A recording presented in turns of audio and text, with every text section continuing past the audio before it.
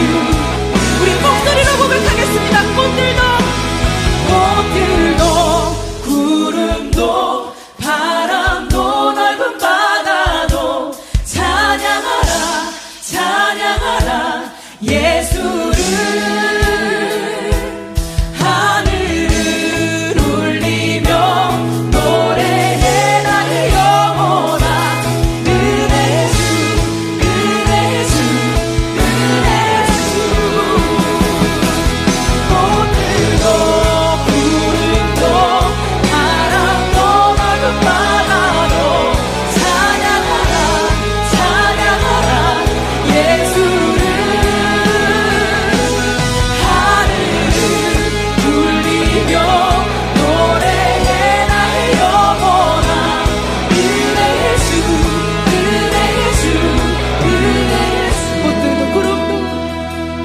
꽃들도 구름도 바람도 넓은 바다도 찬양하라 찬양하라 예수를.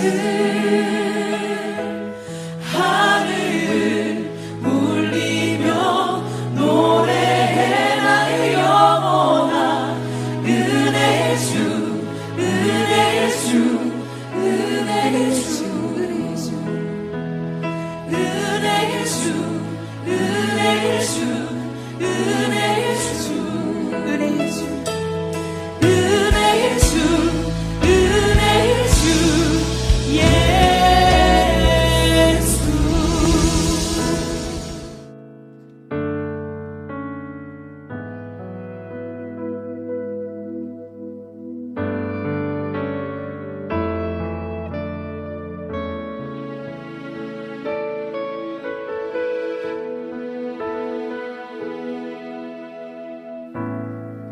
의지했던 모든 것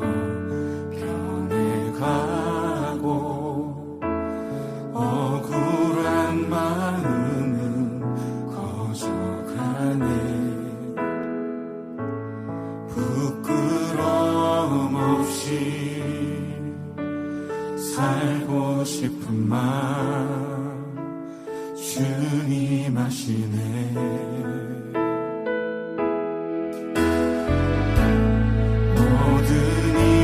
선으로 이겨내고 죄의 유혹을 따르지 않네. 나를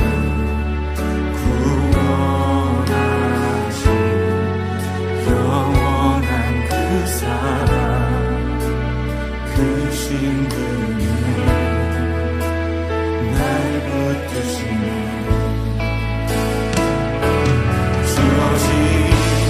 내 삶이 작게만 보여도 선하신 주 나를 이끄신 몸에 중심을 보시는 주님만 따르네. 날 택하신 주만 의지해.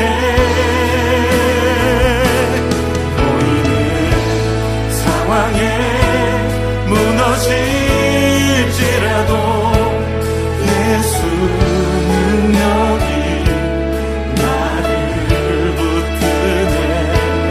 보이지 않아도 주님만 따르네. 내 평생 주님을 노래하리라.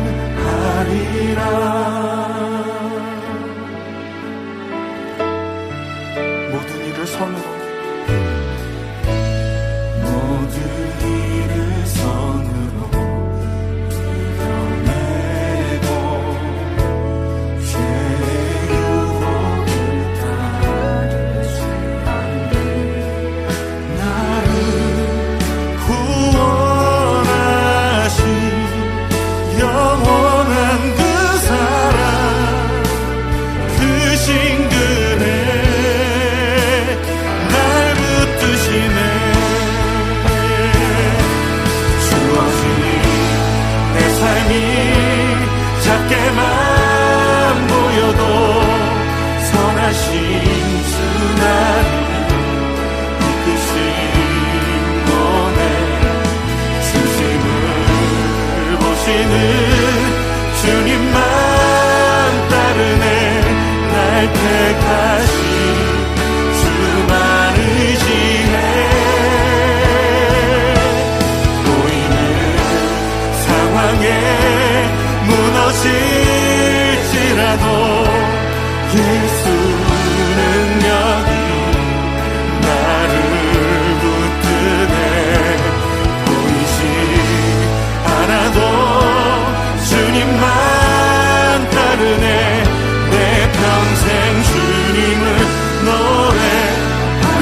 한번 고백합시다. 주어진 내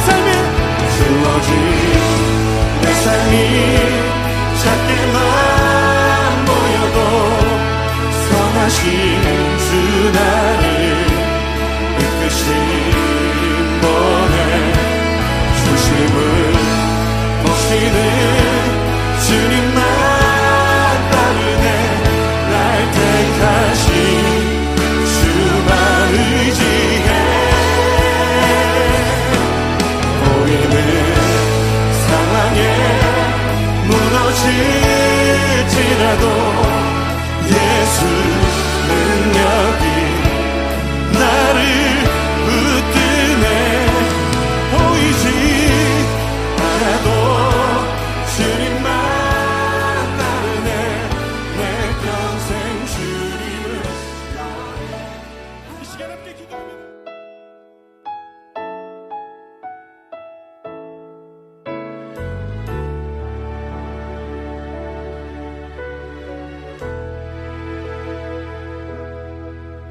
주님은 내 맘에 아픔 알아주시니 지난 밤 눈물 지워주시고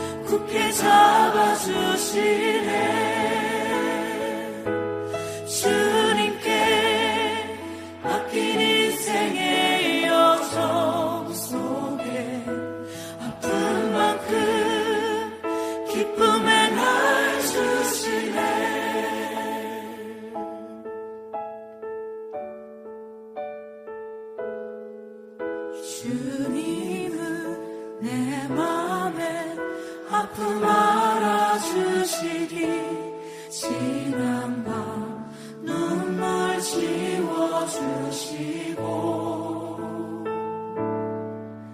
아침에 돋아난 여린 불들과 같이 내 마음을 새롭게 하네.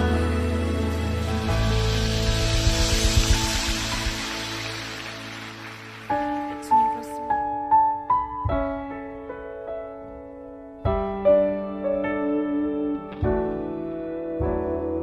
난 지금껏 어린아이처럼 말하고 깨닫고 생각해왔어.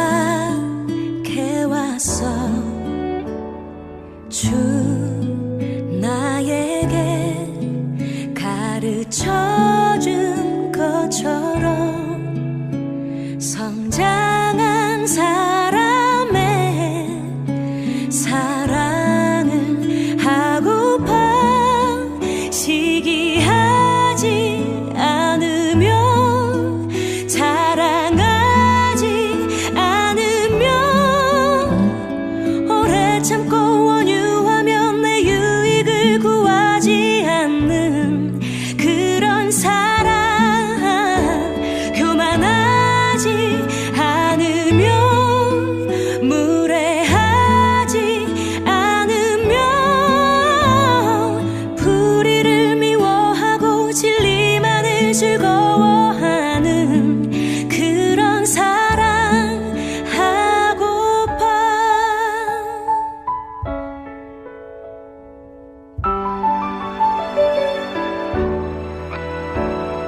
주 나에게 가르쳐준 것처럼 성장한 사람의 사랑을 하고파 시기하지 않으며 자랑하지 않으며 오래 참고 원유하며 내 유익을 구하지 않는 그런 사랑 교만하지 않으며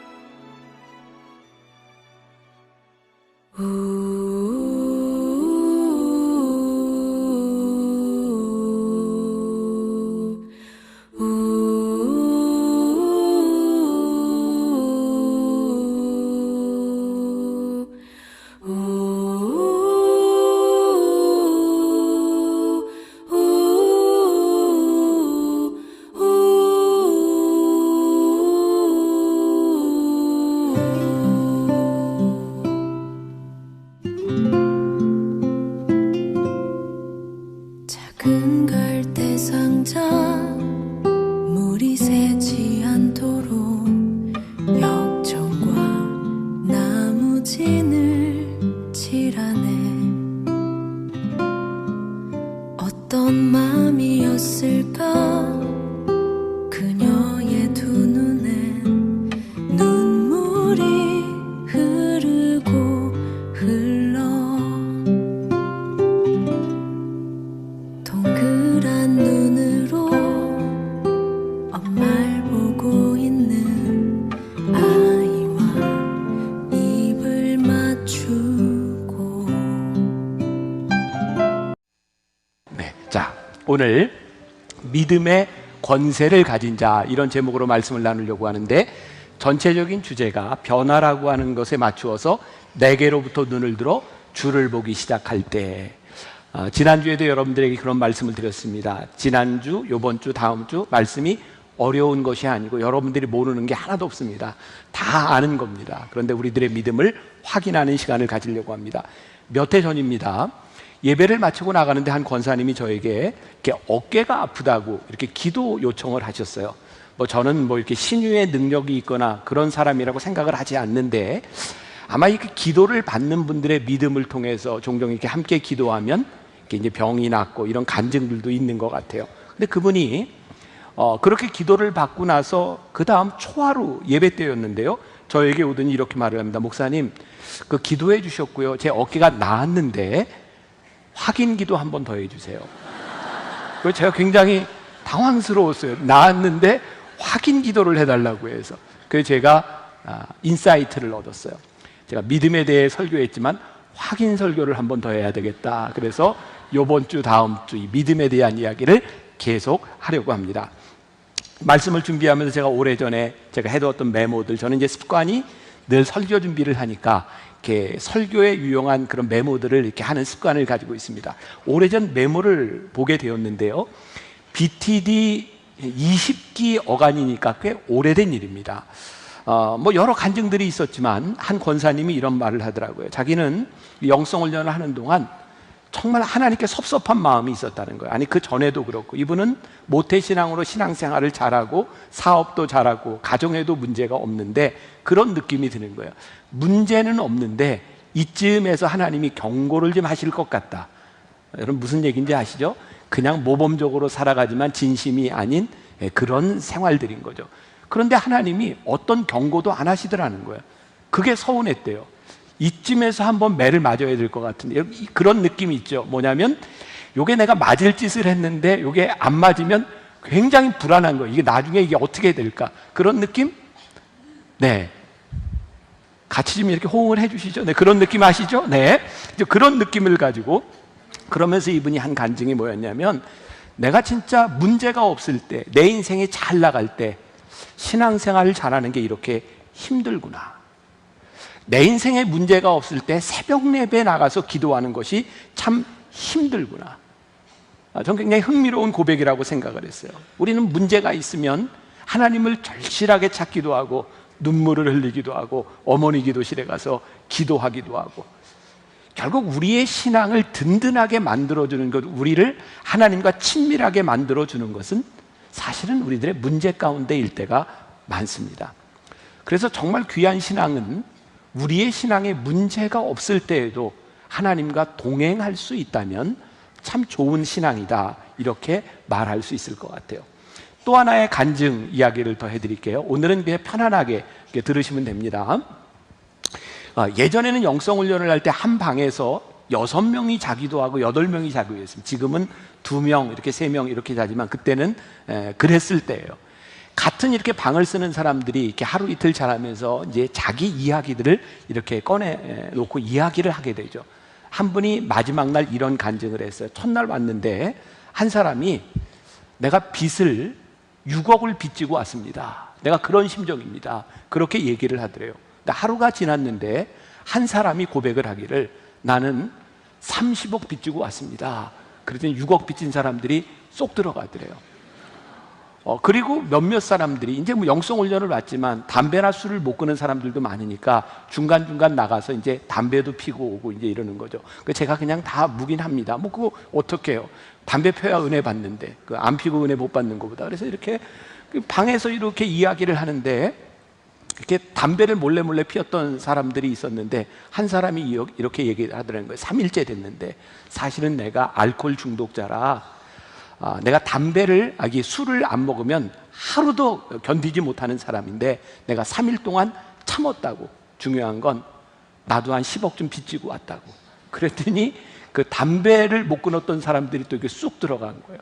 그 방 사람들이 하루는 모여서 계산을 해보니까 이 사람들이 총 빚진 게 한 60억쯤 되더랍니다. 그러니까 거기에는 정말 어려운 문제를 안고 왔던 사람들이 거기에 와서 하나님의 도우심을 구했던 거예요. 근데 참 신기하죠? 그들의 인생에 그렇게 문제가 많은데 큰 하나님의 은혜를 경험하게 된 거예요. 어쩌면 하나님은 우리를 연약하게 만드셔서 하나님 앞에 우리의 문제를 가지고 나오도록 하시는 분은 아닐까. 그리고 이런 문제가 생기면 신앙인들은 그런 마음이 드는 거예요. 내가 작정하고 기도해야 되겠다. 제가 가끔 여러분들에게 또 이런 얘기하죠.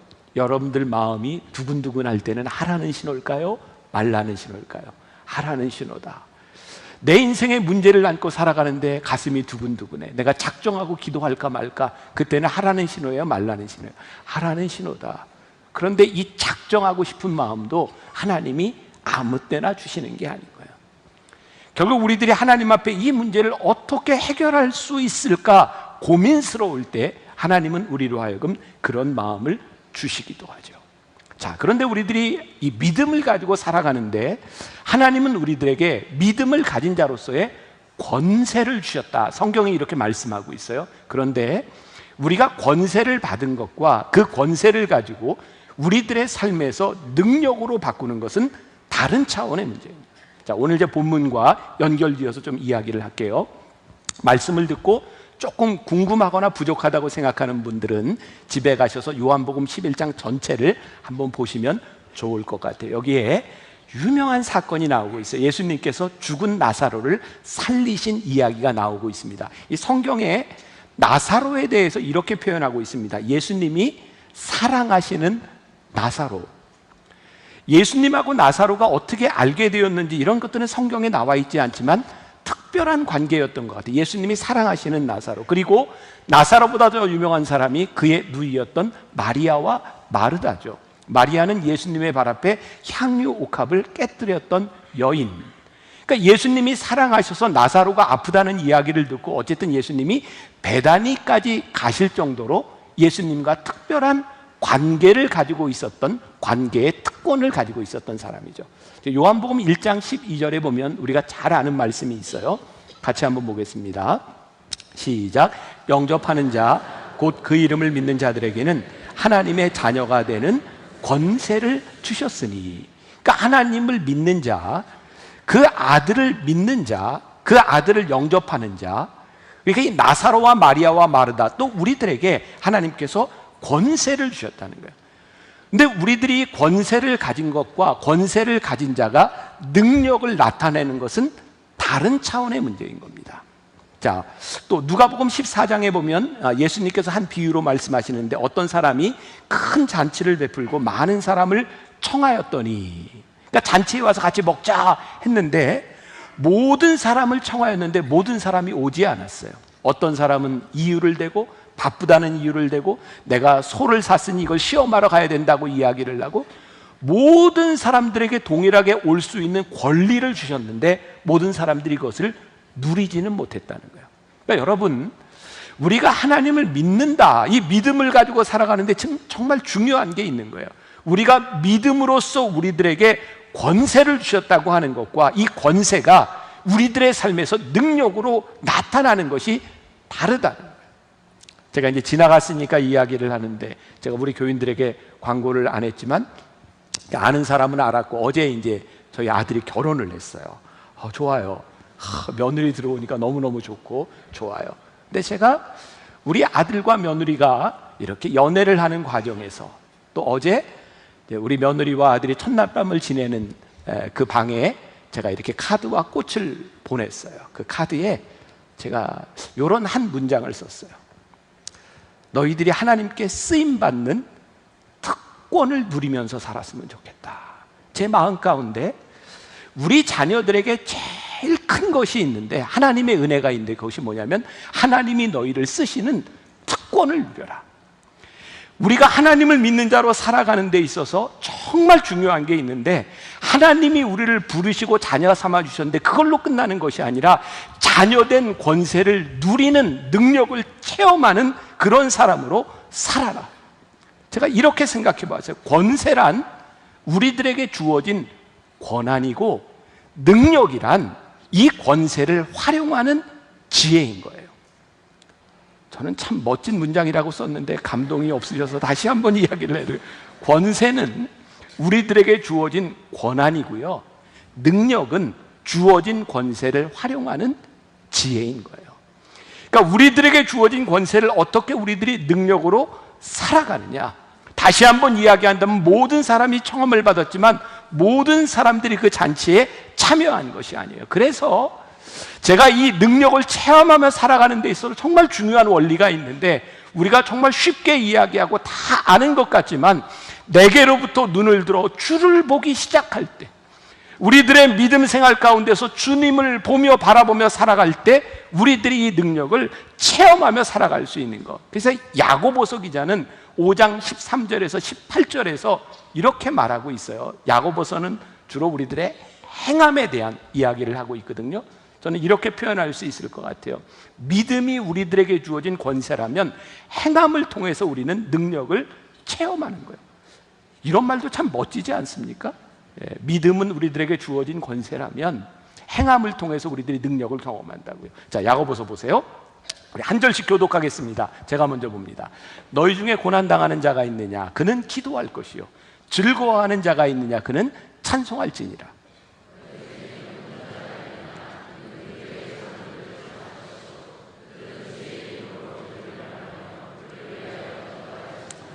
믿음의 기도는 병든 자를 구원하리니 주께서 그를 일으키시리라. 혹시 죄를 범하였을지라도 사하심을 받으리라.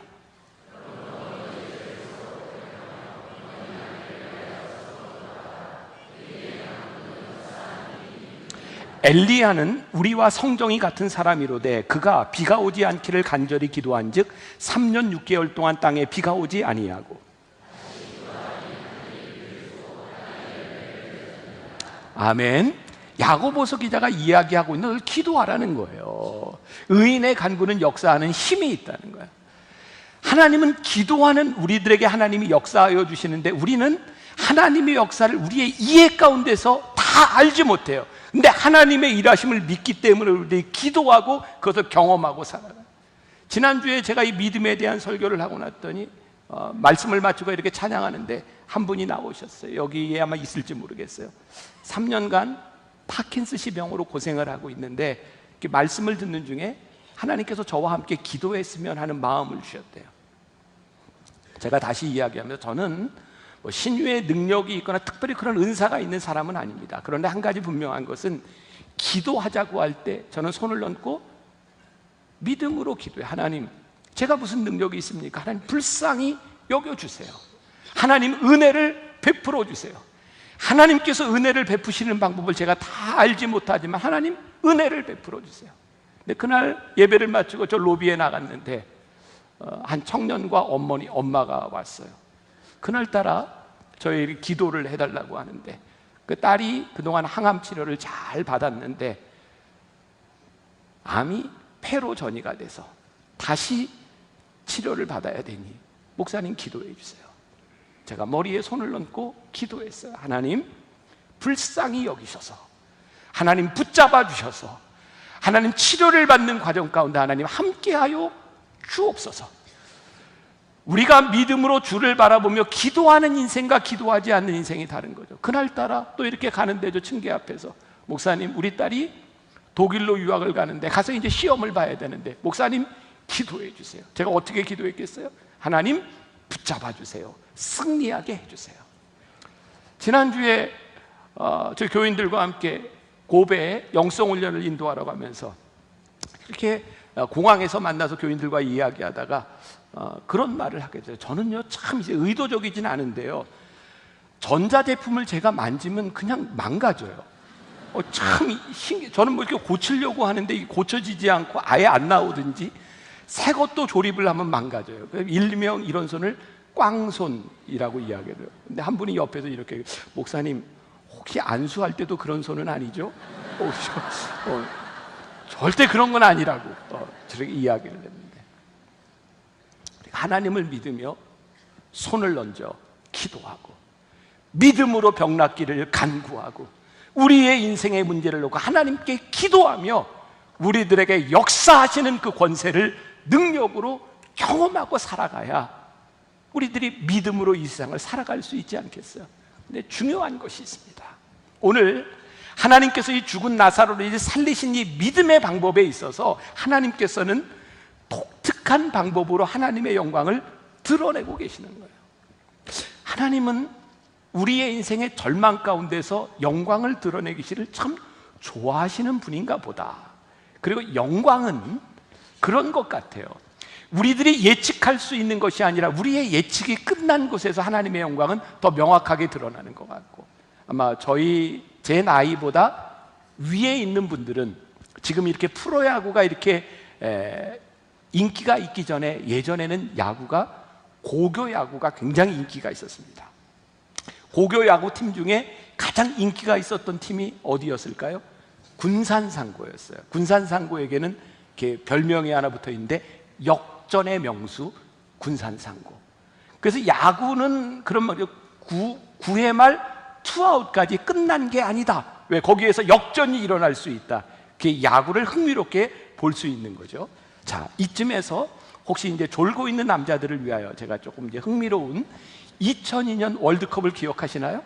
우리나라가 이겼던 나라, 포르투갈도 이겼어요, 이탈리아도 이겼어요, 스페인도 이겼어요. 그런데 그 경기가 너무너무 열광적이었잖아요. 특히 여러분들 그 기억나는 것 중에 하나가 이탈리아의 경기에서 16강전인가요? 8강전인가? 16강전인가?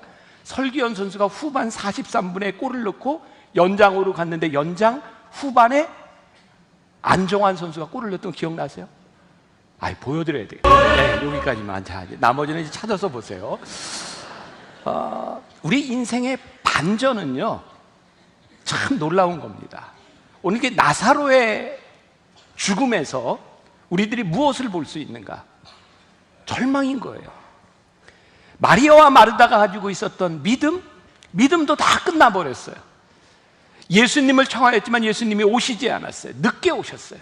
그의 오라비가 죽어서 나흘이나 되어서 아마 부패되었을지도 모르는, 더 이상 아무런 가능성이 없는 것, 어쩌면 내 믿음이 다 끝나서 죽음의 냄새가 나고 절망이라고 생각하는 가운데 예수님께서 오셔서 절망 가운데 하나님의 영광을 나타내시는 거죠.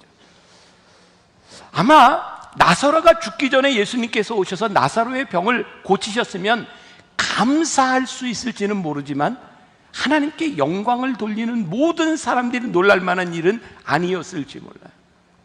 아마 2002년 월드컵이 우리 대한민국이 존재하는 한 우리들의 뇌 속에 계속해서 남아있을 수 있는 것 중에 하나는 우리들이 이길 수 없다고 생각했던 것들을 이겼기 때문에 우리들에게 강하게 남아있는 거죠. 저는 이 믿음은 우리들의 한계와 우리들의 절망 가운데서 하나님이 강력하게 우리들에게 보여주시는 영광의 사건이라고 생각합니다.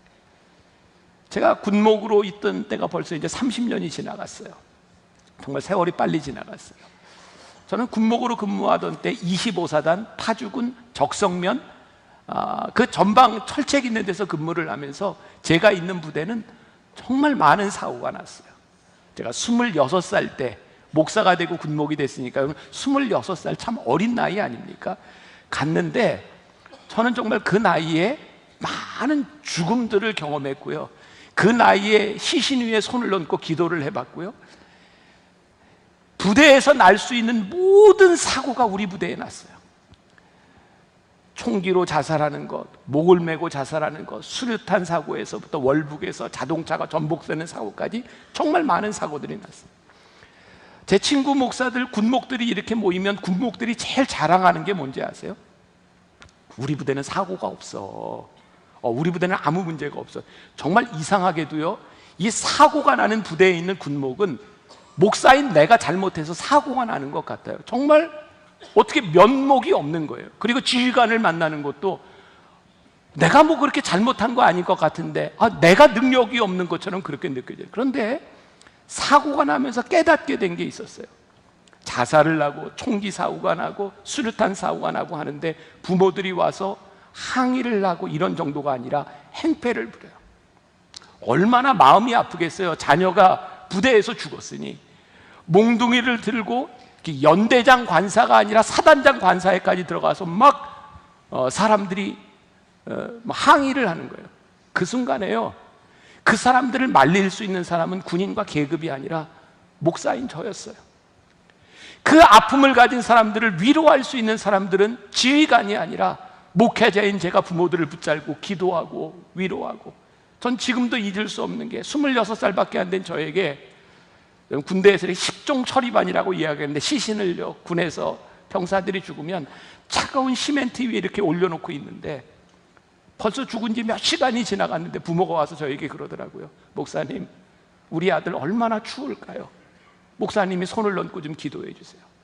26살밖에 안 된 제가 처음 목사가 돼서 그 시신 위에 손을 얹었을 때 그 차가운 느낌이 저는 아직도 저에게 너무 강하게 남아있어요. 저는 제가 뭔가를 잘못해서 이렇게 어려움을 당하라고 생각했는데 하나님이 저에게 깨닫게 한 것이 뭐냐면, 이 부대의 어려움 가운데서 하나님이 나를 쓰시는구나, 내가 쓰임받고 있구나.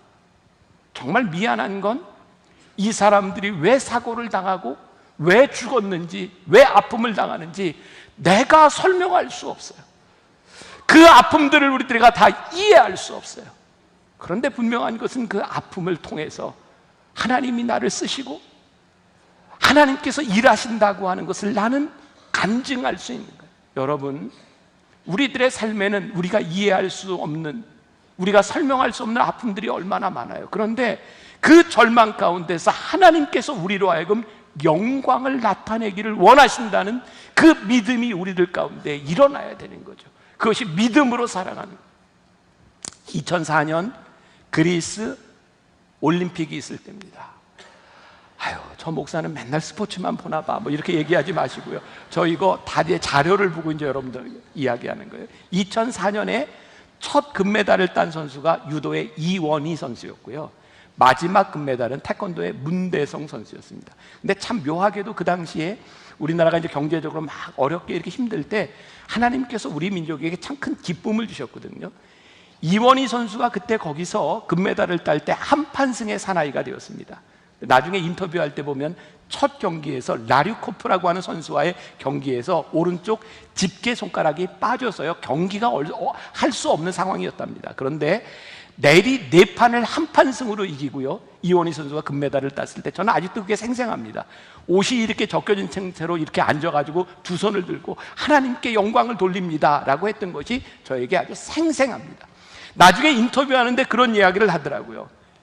사실 나는 이 큰 대회에서 우승할 실력을 갖고 있다고 생각하지 않았습니다. 하나님이 붙잡아 주셨기에 가능한 일이었습니다. 이원희 선수가요, 믿음이 있는 사람이었는데 손가락을 다치고 나는 이 정도 실력이 안 되는 사람이었기 때문에 하나님 저를 붙잡아 주세요. 그래서 그는 그 순간에 두 손을 올리고 하나님께 영광을 돌릴 수밖에 없었어요. 문대성 선수 마지막에 뒷발 돌려차기 한 방으로 이겼잖아요. 그 선수가 동일한 이야기를 합니다. 왼쪽 무릎과 발목을 다쳐서 경기할 수 없는 상황 가운데서 그가 마지막에 발차기로 우승을 했을 때 그가 하나님께 영광을 돌리고 기도했다. 제가 이 자료를 이렇게 준비를 해놨더니 우리 예배팀에서 저에게 이야기하더라고요. 여러분, 어떤 분들은 바로 거부감이 드는 분이 있을지 몰라요. 여기 선수 중에 하나가 무슨 문제가 있었죠. 신문에 많이 나왔던 사람입니다. 전 이런 생각을 합니다. 우리 인생에 문제를 가지지 않은 사람이 누가 있을까요? 그런데 분명한 것은 이원희 선수도 문대성 선수도 그 어려움 가운데서 하나님께 진실하게 기도했던 그 순간은 분명히 믿음의 역사를 경험했던 순간입니다. 문제는 우리가 그 믿음을 가지고 주를 바라보며 늘 살아가지 못하고 우리가 넘어지는 거죠. 우리가 보아야 되는 것은 그가 넘어졌던 순간이 아니라 그가 믿음으로 승리하며 영광을 경험했던 그 일들을 우리들이 보아야 하는 거예요. 그리고 우리들이 그렇게 기도해야 되는 거야. 하나님, 제 인생의 이 영광이 끝나지 아니하도록 하나님의 능력을 드러낼 수 있도록 제가 하나님을 바라보며 살아가는 인생이 되게 하여 주옵소서. 그러니까 우리 믿음은 두려움과 동시에 기대감이 있는 거예요. 저는 늘 그런 두려움 가운데 살아요. 하나님, 제가 만나교회 목사로서 제가 사명을 다할 때까지 하나님 붙잡아 주셔서 승리하게 해주세요. 두려운 거예요. 왜? 약함을 아니까. 두렵기 때문에 하나님을 바라보게 되는 거예요. 하나님, 나를 도와주세요. 우리의 두려움이, 절망이 그것으로 끝나는 것이 아니라 믿음으로 주를 바라보기 시작할 때 우리들이 하나님의 능력을 경험하며 살아가는 거예요. 그 단동에 샘이라고 하는 병원이 있습니다. 중국 단동에. 제가 꽤 오랫동안 그 병원을 돕고, 그 병원의 박세록 장로님이 사랑의 왕진가방이라고 하는 책을 쓰고 제가 많이 감동을 받았어요. 도와야 되겠다는 생각도 했고, 그 단동에 제가 여러 차례 가서 거기 있는 병원 직원들과 선교사들을 위한 집회도 인도한 적이 있습니다. 그 박세록 장로님이 한 번은 그런 얘기를 했어요. 이분은 미국에서 의사로 돈도 꽤 많이 벌었던 분이에요. 하나님이 사명을 주셔서 단동에 병원을 세웠는데 한국 교회에 나와서 사람들에게 후원을 요청하고 이야기를 하면 사람들이 쉽게 이렇게 감동을 하지만 돕지를 않는 거예요. 그리고 늘 이렇게 이야기를 합니다. 기도해 봅시다. 생각해 봅시다. 그 박세록 장로님이 화가 났답니다. 정말 더럽고 치사해서 이거 내가 하지. 내가 혼자 하면 되지. 그런데 그 큰 병원을 운영하는데 혼자 할 수 없는 거예요. 너무 힘들고 내 힘으로 할 수 없고, 그래서 절망 가운데 무릎을 꿇고 하나님께 도움을 요청하기 시작했을 때, 그때 비로소 이 장로님은 하나님의 도우심을 경험했대요. 내가 하지, 내가 할 수 있지, 더럽고 치사해서 내가 하지, 내가 할 수 있다고 생각할 때 하나님의 도움을 경험한 것이 아니라 정말 아무것도 할 수 없는 절망 가운데서 하나님이 자기를 도와주셨더라. 저는 오늘 여러분들에게 소망을 드리고 싶어요. 기대를 드리고 싶어요. 사랑하는 여러분, 우리가 절망 가운데 내가 더 이상 소망이 끊어졌다고 생각하는 가운데서 하나님께서 영광을 준비하시는 하나님의 독특한 방법이 우리들에게 보이기 시작할 때 우리는 능력을 체험하며 살아가요. 그래서 오늘 여러분들에게 이런 말씀을 드리고 싶어요. 신념과 믿음은 다른 거예요. 마리아와 마르다, 얼마나 믿음이 있습니까? 오라비가 아픈데 예수님께 사람을 보내, 예수님 오셔서 우리의 오라비를 고쳐주세요. 예수님께 대한 믿음이 있는 거예요. 예수님 오시면 우리 오라비를 고칠 수 있겠습니다. 그런데 그것을 믿음이라고 생각했는데 그 오라비가 죽고 난 다음에 예수님이 오자 마리아와 마르다는 소망이 없는 거예요. 그리고 이렇게 말을 합니다. 21절 말씀해 보니까 마르다가 예수께 여짜오되 주께서 여기 계셨더라면 내 오라버니가 죽지 아니하였겠나이다. 마리아와 마르다는 믿음이 있다고 생각했는데 가만히 생각해 보니 이게 믿음이 아니라 그들의 신념이었더라고요. 어떤 신념? 예수님이 이때까지 오시면 우리 오라비가 낫겠습니다. 그런데 그들의 신념이 끝나는 순간 더 이상 믿음도 존재하지 않는 거예요. 우리의 인생을 절망 가운데 빠뜨리는 것 중에 하나는 우리는 우리의 신념을 믿음으로 착각하고 살아가는 거죠. 내가 생각했던 그 시간들과 내가 생각했던 그 방법들과 내가 기도했던 그 하나님께서 그렇게 방식대로 일하시지 않으면 이것은 끝나버렸다고 생각하는데요, 하나님께서는 나사로의 죽음을 통해서 하나님의 영광을 준비하고 계십니다. 저는 이 요한복음 11장의 하이라이트는요, 예수님께서 죽은 지 나흘이나 되었던 나사로의 무덤 가운데서 말씀하셨던 거예요. 나사로야 나오라, 그리고 풀어놓아 다니게 하라. 예수님께서 명령하셨어요. 제가 성지에 갔더니 어떤 분이 그런 조크를 하더라고요. 나사로의 무덤 가운데서 예수님께서 왜 나와라 그러지 않고 나사로야 나와라 그랬는지 아냐고. 왜 그러냐고 그랬더니 그냥 나오라 하면 다 나올까 봐 예수님이 나사로야 나와라 그랬다는 거예요. 여러분, 죽은 모든 인생이 살아나는 게 하나님의 뜻일까요? 저는 그렇게 생각하지 않습니다. 우리가 하늘나라를 믿고 영생을 믿고 살아가는 우리들에게 우리의 육신의 죽음 가운데서 다 살아나는 것이 하나님의 영광이 아닙니다. 여러분, 우리가 암에도 걸리고 사고도 당하고 우리의 인생이 이 세상에서 끝나는 거, 그게 저주가 아닙니다. 모든 인생은 죽게 되어 있는 거예요. 그리고 하나님께서 살리신 인생도 결국은 죽는 게 인생인 거예요. 결국 시간의 차이만 있을 뿐입니다. 중요한 것은 우리가 할 수 없는 일들을 하나님께서 하시는 그 일들을 우리들이 바라보며 능력을 체험하는데, 우리들이 하나님의 방법을 기대할 수 있는 사람이 될 때 하나님의 영광을 우리들이 경험하는 거예요. 이런 예를 들 수도 있을 것 같아요. 어떤 나라의 왕자가 아버지인 왕을 떠나서 허랑방탕하게 살아가다가 돌아와서 아버지에게 이야기합니다. 아버지, 제가 너무너무 배가 고프니 저에게 밥 좀 주세요. 제가 설교 준비하면서 보았던 책에 나오는 이야기입니다. 왕인 아버지가 그 이야기를 듣고 너무너무 답답한 거예요. 야 이놈아, 왜 나한테 밥을 달라 그러니? 네가 사람들에게 달라고 해. 너 왕자야. 돌아온 왕자, 돌아온 아들은 그에게 주어진 권세를 하인들에게 사용할 수 있는데 그거 사용하지 못하고 아버지의 아들인 권세를 사용하지 못하고 있는 거예요. 그러면 이스라엘 백성이요, 출애굽해서 홍해를 앞에 놓고 있을 때 모세가 부르짖어 하나님께 기도할 때 하나님께서 뭐라고 말씀하시는지 아세요? 더 이상 부르짖지 말고 내가 저 바다를 향해 지팡이를 들어서 명령하라고 말씀하신다. 저는 오늘 여러분들에게 이런 확신과 여러분들의 믿음의 능력을 가지고 살아갈 수 있는 그런 팁을 여러분들에게 드리고 싶은데, 그게 뭐냐면 우리들이 권세를 가지고 이 권세를 우리들이 능력으로 바뀌기 위하여 선포하는 거예요. 오늘 제가 이 설교를 하면서 저를 돌아봤어요. 하나님, 저에게 기도했던 것들 저도 여러분들과 똑같은 것 같아요. 기도하는데 내가 생각했던 때까지, 내가 바랬던 때까지 이 기도가 이루어지지 않으니 하나님, 저 너무 답답하고요, 저 너무 힘들다고 생각했는데 하나님은요, 하나님의 방법으로 풀어가시더라고요. 하나님의 방법으로 역사하여 주시고 하나님의 방법으로 영광을 드러내게 하시더라고요. 중요한 것은 우리들이 믿음으로 선포하고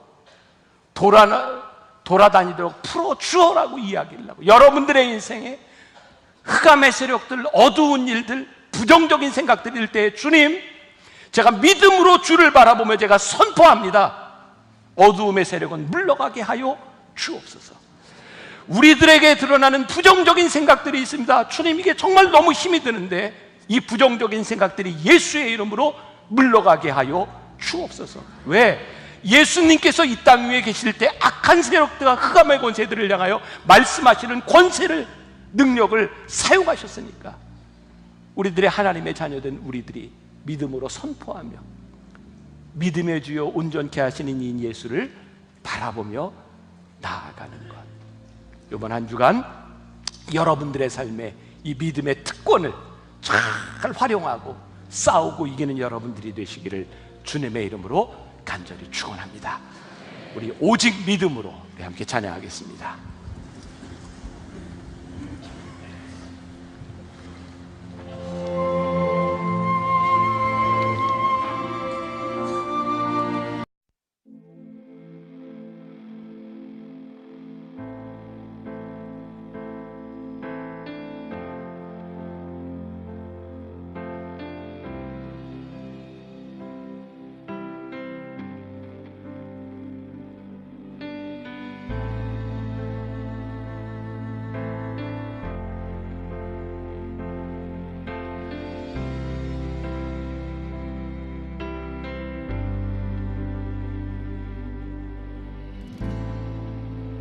우리의 안성을 기도로 바꿀 수 있다면 어둠에서 생명의 빛으로 분열은 사랑으로 물드네. 우리 기도하네, 우리 기도하네, 우리 기도하네, 기도하네.